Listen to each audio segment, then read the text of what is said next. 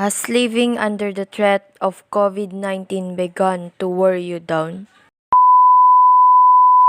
If so, you are not alone. For months, people around the globe have had to adapt to living under the threat of this pandemic.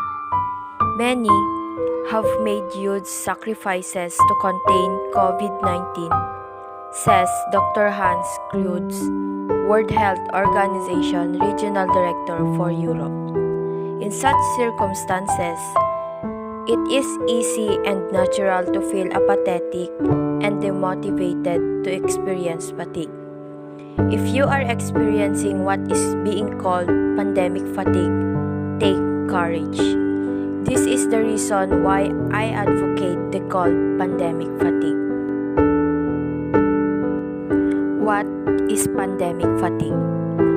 Pandemic fatigue is not a medical condition, but is a term used to describe the natural response people feel to the prolonged uncertainty and disruption caused by a pandemic.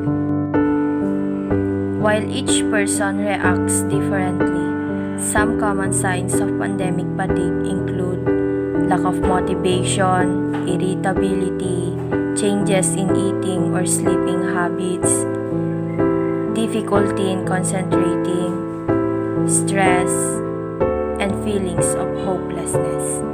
Why is pandemic fatigue serious? Pandemic fatigue poses a serious threat to our safety and that of others. If we do not battle it, we may gradually begin to lose our motivation to follow COVID-safe practices. Over time, we may become complacent about the virus, even while it continues to spread and kill.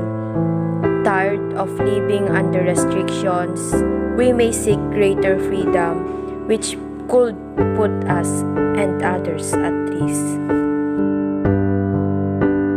Different ways to cope up pandemic fatigue. Good morning, good afternoon, and good evening whenever you are watching this video. I hope you are doing well. It has been a year since we have been in home quarantine and adhering such protocols because of the pandemic, and we are challenged both physically and mentally. However, we can cope with this, and I can cope with this by being optimistic and being hopeful and avoiding negativity such as the toxic people in social media. And I hope you can do the same and to always exercise and eat healthy. Thank you very much. This COVID-19 pandemic has posed many challenges to students, educators, and parents.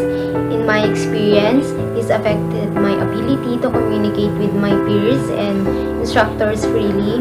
This also reduces my productivity, especially in doing my requirements, and this caused me unmotivated, but I am so lucky I got through to it. To cope up with this kind of situation, take time to check in with yourself and reflect on what you are doing. Limit the use of social media, restore and replenish your energy, do what makes you happy. Last year in March, I was so happy because we didn't have to go to school. And I thought it was only last for a week or something. But now, I'm desperately want to go to school. It's hard to learn from home. I miss my friends and also as student, my allowance.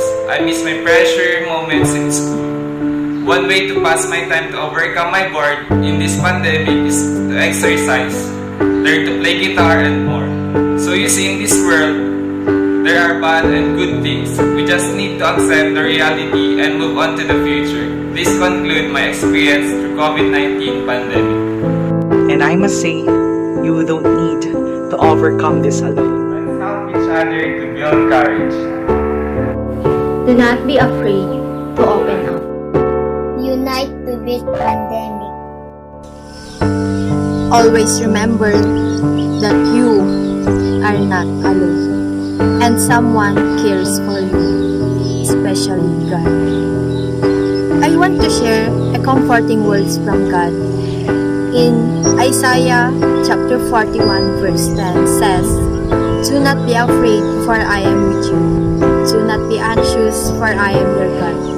I will fortify you, yes, I will help you. I will really hold on to you with my right hand of righteousness.